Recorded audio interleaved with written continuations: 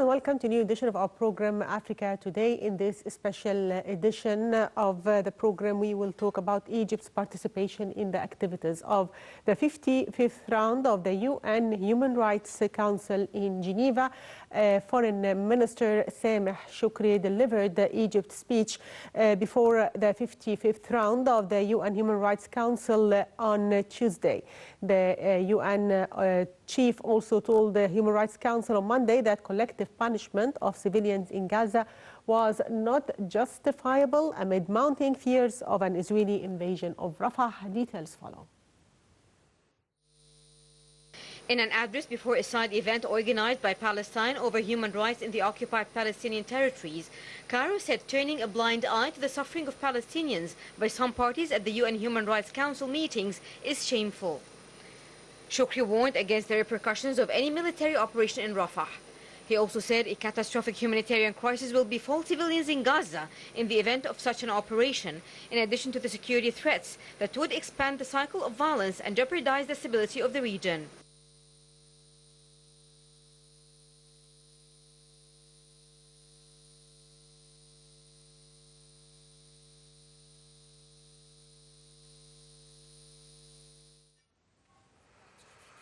And over 29,000 Palestinians have been killed in Gaza Strip since the start of the Israeli aggression on the enclave. The statement was made by the Palestinian Health Ministry in Gaza as reports of a ceasefire agreement between Hamas and Israel circled news outlets. More in the following report. The Health Ministry in Gaza said Tuesday that at least 29,878 people have been killed in the Palestinian territory during the Israeli aggression on Gaza. A ministry statement said the toll includes at least 96 deaths in the past 24 hours, while 70,215 people have been wounded since the aggression began on October 7. Meanwhile, Qatar said it cannot comment on remarks by U.S. President Joe Biden that a ceasefire between the Israelis and the Hamas resistance group could be agreed next week. Foreign Ministry spokesperson Majid al-Ansari told a press conference on Tuesday there was no breakthrough to announce a ceasefire and hostage deal, but that Qatar was pushing hard for the agreement sketched out in Paris to be accepted by Hamas and the Israelis. He said Qatar was upbeat and optimistic on Gaza mediation talks. In a related development, Yemen's Houthi spokesperson said on Tuesday that the group's operations in the Red Sea against Israeli interests will only stop when the Israeli aggression on Gaza ends and the siege is lifted. Asked if the attacks on ships would cease if a ceasefire deal was reached for Gaza, Mohammed Abdul Salam said the situation would be reassessed if the siege ended and humanitarian aid was free to enter.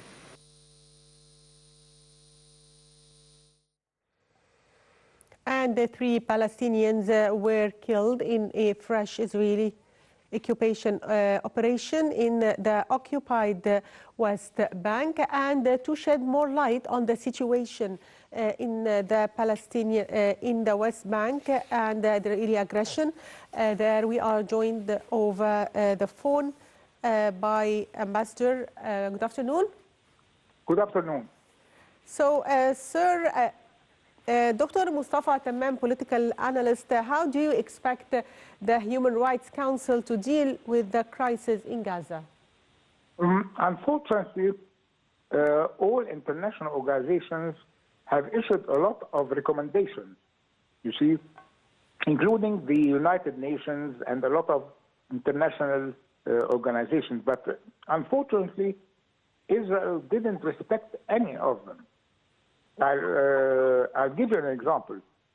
The United Nations issued a decree that, the decree number 242, that it is not allowed that a country could occupy any other country by military attacks. And this was referred to the attacks which Israel did in 1967, and they took the Sinai and the Western Desert and probably other parts of the Middle East, including in Syria, the Golan Heights. However, Israel didn't respect it. Even the International Court issued a lot of decree recommendations, yes, and nothing was done, you see, so because they are supported by a superpower, and they think that they are right. But unfortunately, it will be proved that the loser at the end will be them. See, because the Israeli economy is suffering now. See, and they will continue like that. And if the United States is going to help them, it will be for a while. It's not going to be forever. See, so unfortunately, they're not seeing the situation in a professional and a practical and in a realistic manner. You see, they think that they are trying to eliminate the Palestinian case, and this is unfortunately something which will not happen. You see, they think by destroying and by killing people, Palestinian people, they will probably cancel or eliminate the Palestinian problem, and this is not correct. And actually, the only thing, because also Israel on the long run will be losing. The only solution is that they will have a peace agreement, and they have to agree to the two states that probably the United States, if you know, since last 2 weeks, have issued a decree that is very important, and Egypt got a lot of support that we have the two states, the Palestinian and the Israel. But unfortunately, Israel is refusing everything. So this cannot continue.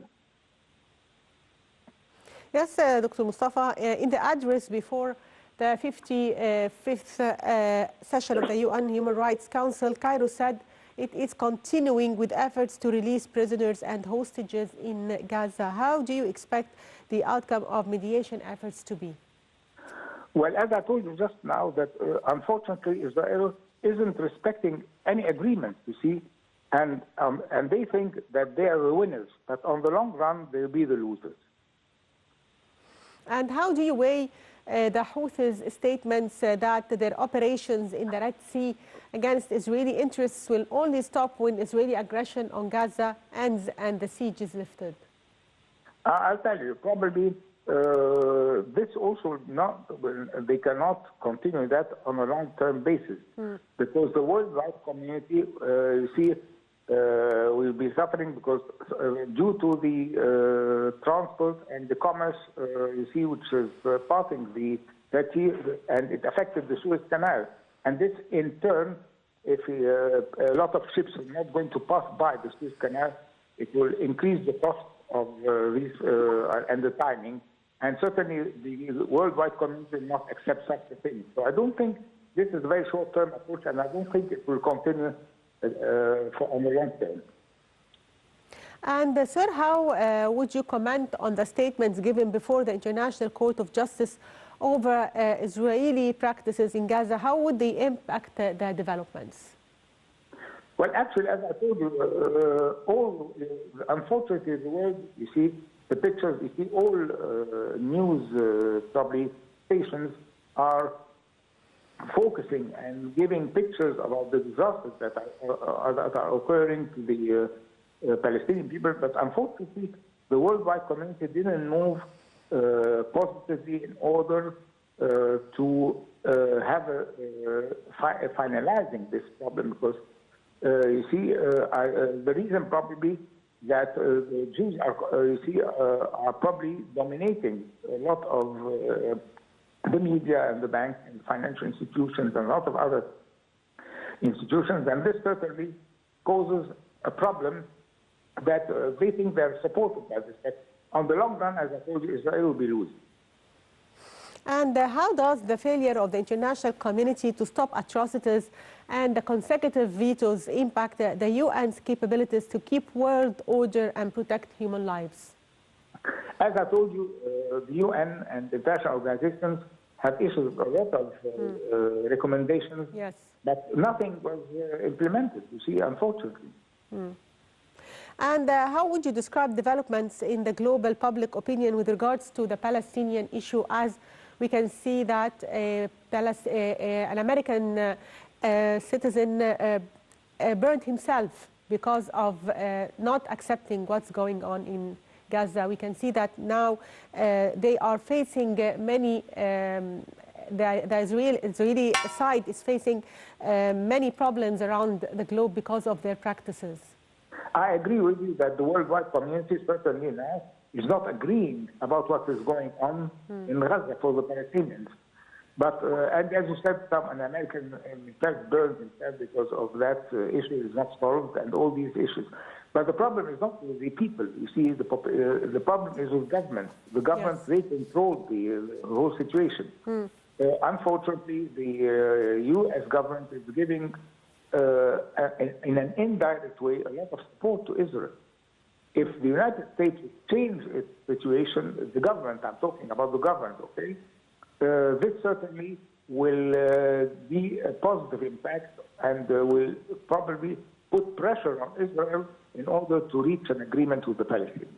Yes, I'd like to thank you, Dr. Mostafa Tamaam, political analyst. Thank you for being with us, sir. And thank you. And back to our reports, 3 Palestinians were killed in a fresh Israeli occupation operation in the occupied West Bank. Since the Israeli aggression on Gaza began, at least 403 Palestinians have been killed by Israeli occupation troops or settlers in the West Bank. Details follow. The Palestinian Health Ministry said on Tuesday Israeli occupation troops killed 3 Palestinians in an overnight raid in a refugee camp in the occupied West Bank. It was the latest in a surge of violence in the rest of Palestinian territory since the outbreak of the further Israeli occupation aggression on Gaza on October 7. The Palestinian Health Ministry in Ramallah said that 3 men were killed by Israeli occupation bullets during clashes in the Farah refugee camp near the town of Tubas in the northern West Bank.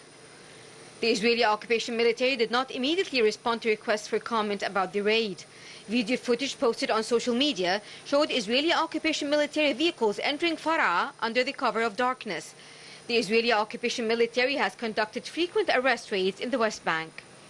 Since the Israeli aggression on Gaza began, at least 403 Palestinians have been killed by Israeli occupation troops or settlers in the West Bank.